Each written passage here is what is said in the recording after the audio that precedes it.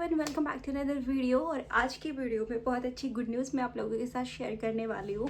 वो ये है कि जो लोग, जैसे पिछली वीडियो में मैंने आपको बताया था कि जो लोग टीचर हैं, अर्ली चाइल्डहुड एजुकेटर हैं, डे केयर में जॉब करते हैं, ये वाले लोगों के लिए पीआर कैटेगरी बेस स्टार्ट हो गया है। तो वो लोग अपनी फाइल लगा सकते हैं और कम सीआरएस स्कोर पे भी पीआर इन्विटेशन ले सकते हैं कनाडा के लिए। तो बस वही सच हुआ है। पहला एजुकेशन का ड्रॉ आ गया है 1 मई 2025, यानी आज के दिन।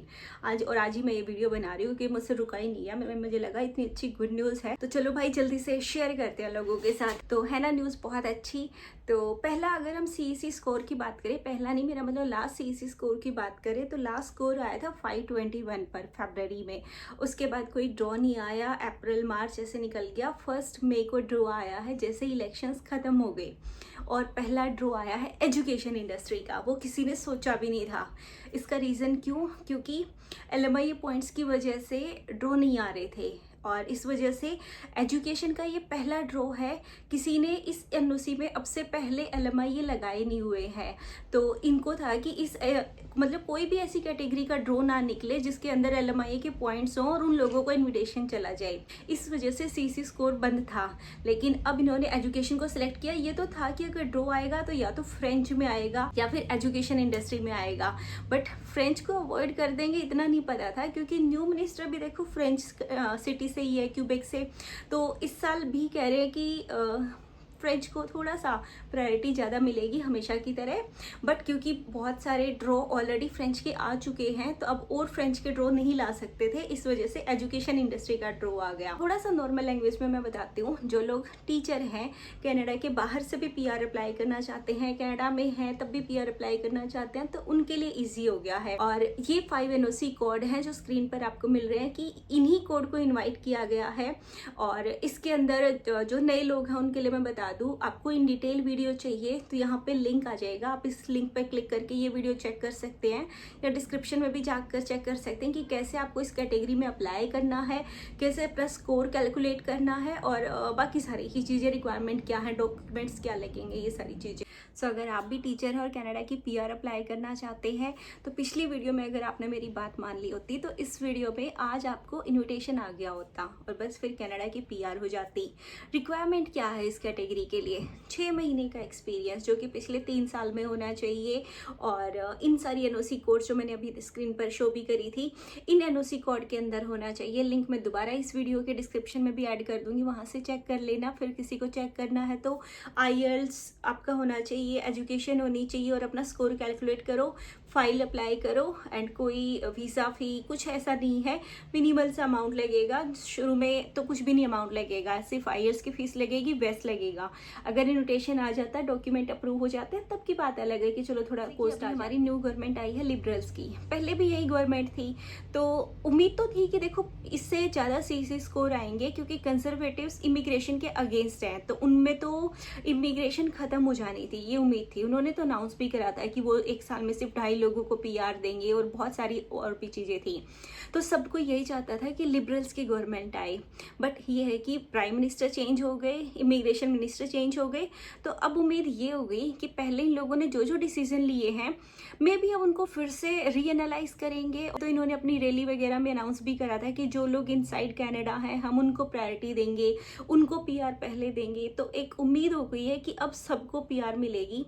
खैर ऐसा नहीं कह सकते कि सबको मिलेगी, बट हाँ बहुत चांसेस बढ़ गए हैं कि पीआर का इन्विटेशन बहुत लोगों को आ जाएगा और सबको पीआर मिल जाएगी। और स्टार्टिंग तो हमने देख ही ली एजुकेशन से। बहुत जल्दी होप करते हैं कि और भी ऐसे ड्रॉ देखने को मिले और जो लोगों की ऐसे फाइल्स बीच में रुकी हुई हैं वो जल्दी से फाइल निकले, लोगों को इन्विटेशन आए और उनका डॉक्यूमेंटेशन क्लियर हो और लोग पक्के हो जाएं कनाडा में। अगर मैं अपने माइंड से कैलकुलेट करूँ, जितना मैंने इन IRCC, एक्सप्रेस एंट्री इन सबको ऑब्जर्व किया है कि नेक्स्ट ड्रॉ क्या आएगा। नेक्स्ट रो जहाँ तक मेरा आइडिया है या तो सीसी होगा या हेल्थ केयर ड्रॉ होगा, इन दोनों में से एक होगा। And I can bet on this. मजाक कर रही हूँ, कुछ अलग भी हो सकता है। देखो I am not a IRCC consultant, मैं अपनी नॉलेज रिसर्च के बेस पर ये बातें बोल रही हूँ, तो मेरी बातों को आप ऐसे मत समझना कि मैंने बोला तो हो ही जाएगा। प्राइम मिनिस्टर जो बोलते हैं वो भी नहीं होता है, बट मैं अपने माइंड के हिसाब से, कैलकुलेशन के हिसाब से बता रही हूँ।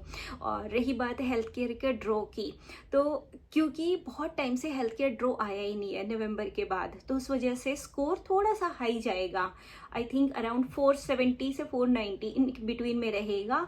और अगर इन्विटेशन ज़्यादा करते हैं तो ऑब्वियसली स्कोर डाउन आ जाएगा, अच्छे चांस है। सी ड्रॉ आता है तो इनको फॉर एग्जांपल 3000 4000 इन्विटेशन आते हैं तो भी स्कोर ऊपर ही रहेगा। मतलब जो हमारी पहले की उम्मीद थी कि 521 से नीचे आ जाए, स्कोर इतनी जल्दी नहीं आएगा, क्योंकि अबव 500 फिर से 20,000 लोग हो गए हैं पूल के अंदर, तो चांस तो बहुत कम है स्कोर नीचे आने के। तो कुछ लोग ऐसे भी बोलेंगे कि ये तो एक छोटी सी न्यूज़ है, इतनी बड़ी न्यूज़ नहीं है, इसमें इतने खुश होने की गुड न्यूज़ नहीं है। देखो, अभी ड्रॉ बंद हो रखे थे इतने 2 महीने से, उसके बाद ड्रॉ स्टार्ट हुए हैं और उम्मीद पे दुनिया कायम होती है ना। तो ड्रॉ अगर स्टार्ट हुए हैं तो दैट मीन्स स्कोर धीरे धीरे नीचे भी आएगा, दोबारा से ये लोग रिज्यूम करेंगे। LMIA पॉइंट्स की वजह से ही ड्रॉ होल्ड पर थे। ये बात मतलब वैसे तो न्यूज़ ये भी है कि इलेक्शन की वजह से थे, बट अगर लॉजिकली सोचो इलेक्शन का IRCC का कोई कनेक्शन नहीं है। LMIA पॉइंट्स बहुत लोगों के, अभी बहुत नहीं कुछ लोगों के रहते हैं अभी, जो अभी रिमूव नहीं हुए हैं, उस वजह से स्कोर ऐसे CC ड्रॉ ऐसे होल्ड हो रखे हैं। तो अगर एक ड्रॉ स्टार्ट हुआ है दैट मीन्स चांसेस हैं कि 15 दिन के बाद दोबारा ड्रॉ आएगा, फिर और PR आएंगी, और PR आएंगी कह रही हूँ, ऐसे 15 दिन में ये लोग कंसिस्टेंट हो जाएंगे। तो अगर ये लोग कंसिस्टेंटली 3-4 महीने ड्रॉ निकालते हैं, 3000 4000 हर महीने 5000, तो फॉर एग्जांपल 5 ड्रॉ में भी 20,000 लोग हैं, 5 ड्रॉ में भी क्लियर हो जाएंगे, 500 से नीचे स्कोर आ जाएगा। और 5 ड्रॉ कितना, 2 मंथ्स में 5 ड्रॉ आ जाते हैं, ऑलमोस्ट 3 मंथ्स लगा लो। तो बात यह है कि ड्रॉस कंसिस्टेंट रहनी चाहिए, कंटिन्यू आने चाहिए। तो अब अगर ड्रॉ स्टार्ट हुए हैं तो होपफुली आगे स्कोर भी नीचे आएगा और आगे बहुत लोगों को PR भी होगी। 2024 एंड 25 इन 2 सालों में इतने लोगों के वीज़ा एक्सपायर हुए हैं, इतने लोगों को कनाडा छोड़कर जाना पड़ा है मजबूरी में। कुछ लोग तो अपनी मर्जी से छोड़कर गए हैं जिनको अच्छा नहीं लगा, बट बहुत लोग ऐसे थे जिनको कनाडा अच्छा लगा था, बट क्योंकि PR नहीं हो पाई इस वजह से उनको जाना पड़ा है। उन लोगों के लिए एक ऐसे उम्मीद हो जाती है कि हाँ होपफुली अब चांसेस होंगे वो लोग वापस आ सकते हैं, क्योंकि कैनेडियन एक्सपीरियंस है। अगर चाहे वो कनाडा से बाहर है या कनाडा में है तो दोबारा इन्विटेशन आएगा, दोबारा फाइल प्रोसेस होगी, वो लोग री एंटर भी कर सकते हैं अगर वो चाहते हैं। तो कह सकते हैं कि न्यू प्राइम मिनिस्टर ने अपना झंडा लहराना शुरू कर दिया है और होपफुली 2-3 मंथ में सारे इशू रिजॉल्व हो जाएंगे। इवन प्राइम मिनिस्टर ने ये भी अनाउंस किया है कि जो असाइलम केसेस हैं आजकल उनका प्रोसेसिंग टाइम 2 साल 3 साल हो रखा है। इवन वर्क परमिट का प्रोसेसिंग टाइम 218 डेज है इनसाइड कनाडा।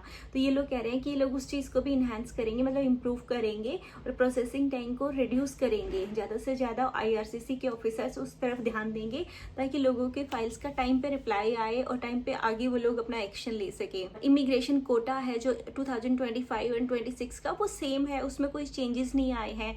तो होपफुली ये लोग थोड़े और ऐसे चांसेस लाएंगे, ऐसे पाथवे आ सकते हैं जिसके थ्रू लोग जो कनाडा में है उनकी PR हो पहले। सो अगर कोई इंसान है जिसको आज इनविटेशन आया है तो आपको बहुत बहुत कॉन्ग्रेचुलेशन। एंड आप मुझे प्लीज़ कमेंट सेक्शन में ज़रूर बताना। इस वीडियो को एंड करते हैं और मिलते हैं किसी और नई अपडेट के साथ। तब तक के लिए take care and good bye.